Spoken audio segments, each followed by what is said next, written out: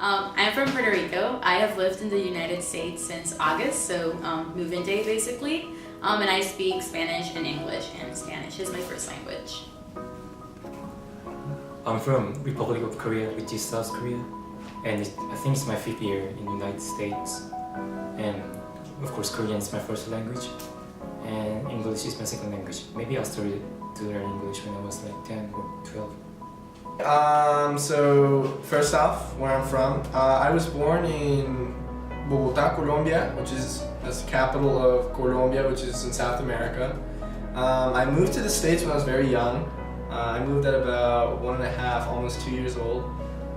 And I moved to Florida, which there's still a lot of Hispanic culture down there. And the third one was, how many languages do I speak? So I speak fluently English and Spanish.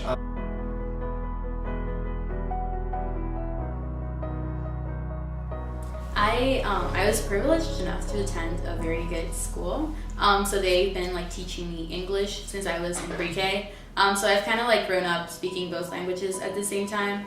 So when I got here, I was kind of nervous that people like wouldn't understand me sometimes when I like said something with like my Puerto Rican accent. But it's been fine, I guess. It's been kind of hard like adjusting to only speaking English. It took a while because like at the beginning I would like some Spanish words would just like slip out. But it's been fine, and yeah, it's been a good adjustment.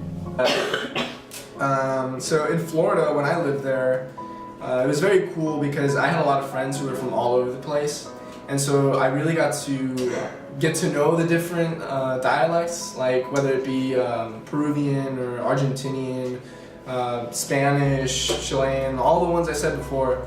And it was really interesting, and honestly, after you spend a lot of time with those people, it kind of sticks, especially when you don't have a certain dialect yourself, when it's very neutral, and you start spending a lot of time with these different kinds of people, the dialect begins to stick a little bit. So my mother's from the coast, so she has a very thick Spanish, coastal accent. And so when we're speaking Spanish, her coastal accent comes out, and then it'll begin to rub off, and I'll begin to speak in that coastal accent. Although my dad's from the center, so that's why we grew up or he's from the center of the country, sorry, I probably should have said that. We grew up with the neutral Spanish, and my mother grew up with the coastal Spanish. So when they speak and when we speak, you can really tell the difference in how it begins to blend, and my mother will begin to say certain words with the coastal accent and then switch immediately to the neutral accent, and then back and forth and back and forth. My dad doesn't really do it very much because he's been raised with the neutral, but me and my sister, who were raised with both, we definitely switch back and forth.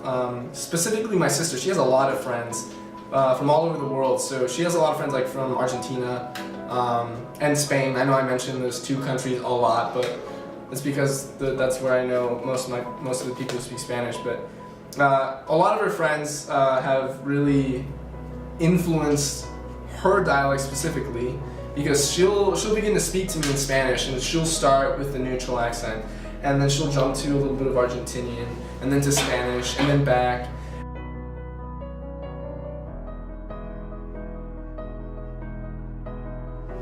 Well, in my culture, people tend to be really loud and use like a lot of like hand movements. So when I got here, I noticed that people don't do that here, and I had to start like lowering my tone and not using as much hand movements. So I guess that would be one of the main differences between my culture and the American culture, and like how we communicate.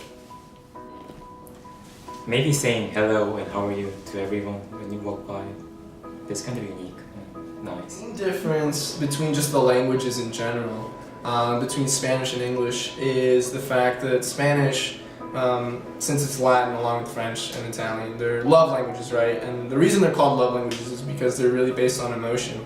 So there's a lot of words that are very, not repetitive, but very similar. So you get two synonyms that in English you would use one word. Yet in Spanish there's 2 or 3 or maybe even 4 different words to mean the same thing.